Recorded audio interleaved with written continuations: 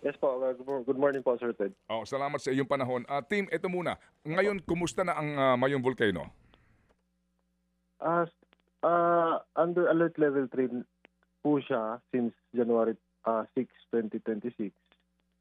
So lampas na po ng 4 months yung alert level 3 ni Mayon. So meaning ito ay unrest pa rin po yung status niya. So patuloy po ang pyro density current or yung uson kung tinatawag po dito sa amin. At unfortunately po, noong Sabadong alas 5, around 5 p.m. ng hapon, nag-init po ito ng napakabigat at napakakapal na uson. So affected po yung mga Mayon unit barangays po natin.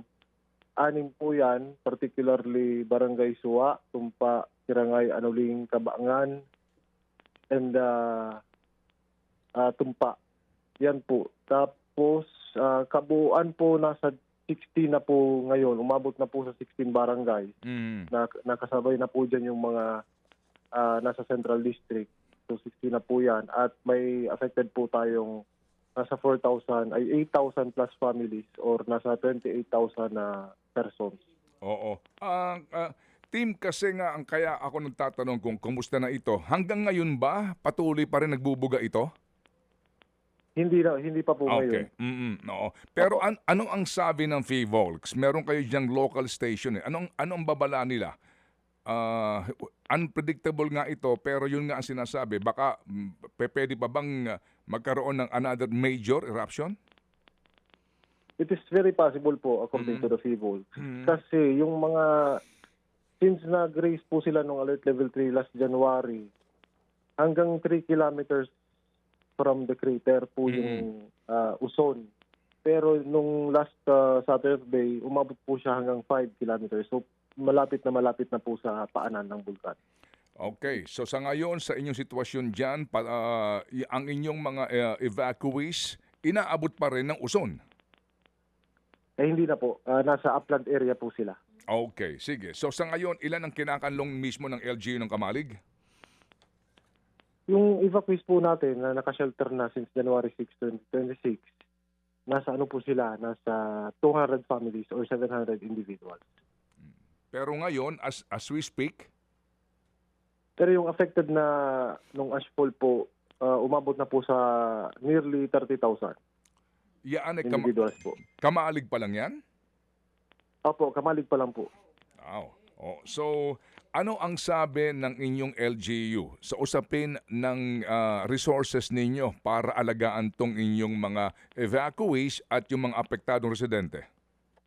Well, sabi po nga ni Mayor, we'd be humble enough to admit na hindi po talaga kaya ng government na isolohin po itong kalamidad. So we are asking for additional help and augmentation, lalo na po yung mga manpower. Ngayon po, ang priority namin po ay maglinis ng mga debris cleaning sa mga kalsada at mga households. Pati na rin po, isa pong priority din po kung paano matulungan yung mga farmers kasi sila po yung isa sa mga pinaka-apektado.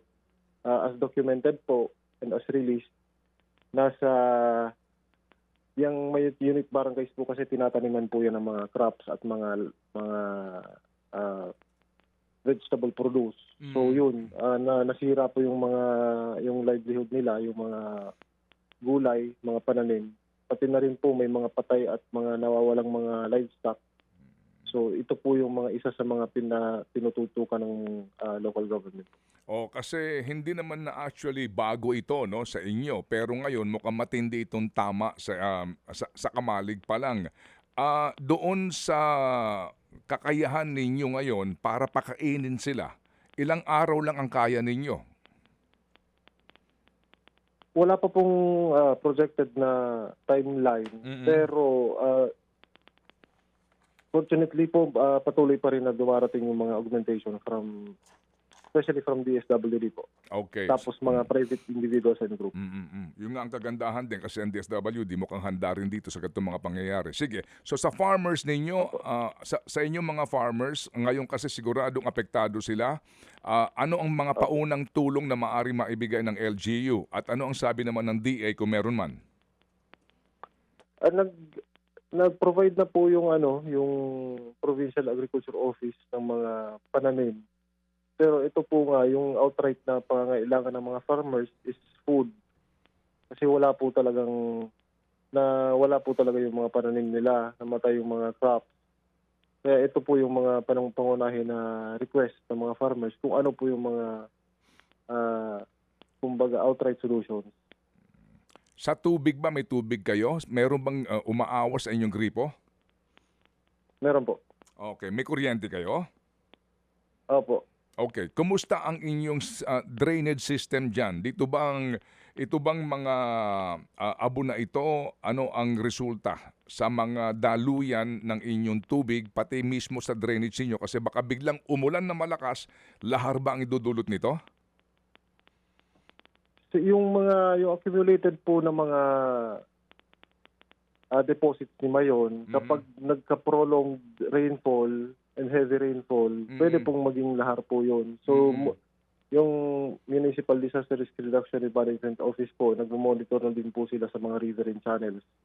In kaso po, may mga development yung lahar. Pero sa ngayon po, yung pag-ulan, medyo mahina po naman. Pero but we are thankful na for the past week, umuulan ng tamang-tama lang po to alleviate the burden po ng mga farmers po. Oo, hindi lang yun. Pag-ulan para mabawasan yung sobrang init at yung alikabok, no? Na hatid ditong abo. Opo. Mainit po kasi yung yung ashfall. Oo. May tanong lang si Chacha sa iyo, ha? Okay, go ahead, Cha. Yes po, Sir Tim. Sa ngayon, nasa alert level 3 nga po itong Bulkang Mayon. Sa ganyang klase ng sitwasyon, Sir, in the past, mga ilang linggo po o buwan ang itinatagal nito mga evacuees natin sa evacuation center?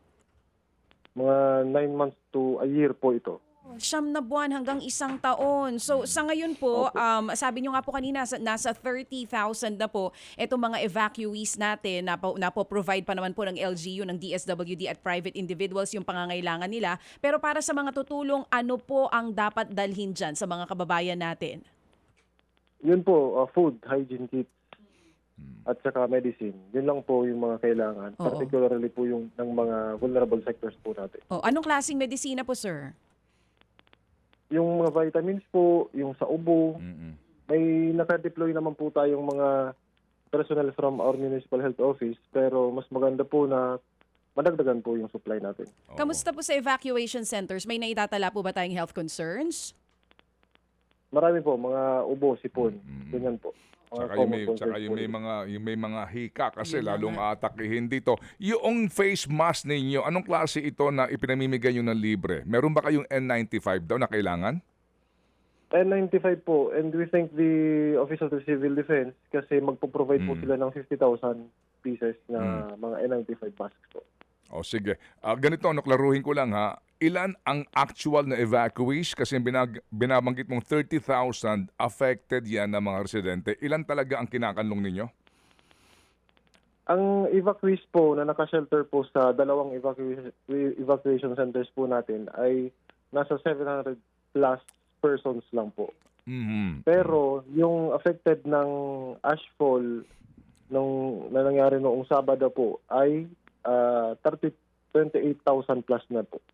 Oo, at naunawaan namin itong concern ninyo, pag hindi pa ito huminto na pag-aalboruto, lalaki at lalaki ang ating problema. Sige, kami nakaantabay din, team, ha? Mamaya tatawag kami sa kinaukulan para din masiguro natin na ang hindi lang kasi kayo nag-iisa diyan, 8 itong mga lungsod at mga bayan na nakapaligid sa Mount Mayon na ngayon ay apektado. Depende rin yan sa ihip ng hangin, di ba, team? Opo, kasi yung hangin dito is habagat. So, southwestward po yung direksyon na papunta po dito sa amin at saka sa Ginebata. Oo. Sige, salamat na marami, team, and Godspeed. Thank you, team. Opo, salamat po. Si Team Lawrence Florese, ang PIO po ng Kamalig Albay. Mga kapatid, patuloy po kayong tumutok sa 105.9 True FM para sa totoong balita, impormasyon, music and entertainment. Mag-subscribe sa aming YouTube channel at podcast at sundan nyo kami sa Facebook, Instagram, X at TikTok sa True Network PH. Bisitahin din po ang aming official website, truefm.ph.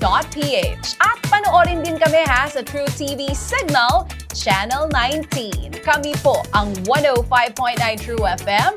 Laging true sa'yo, kapatid.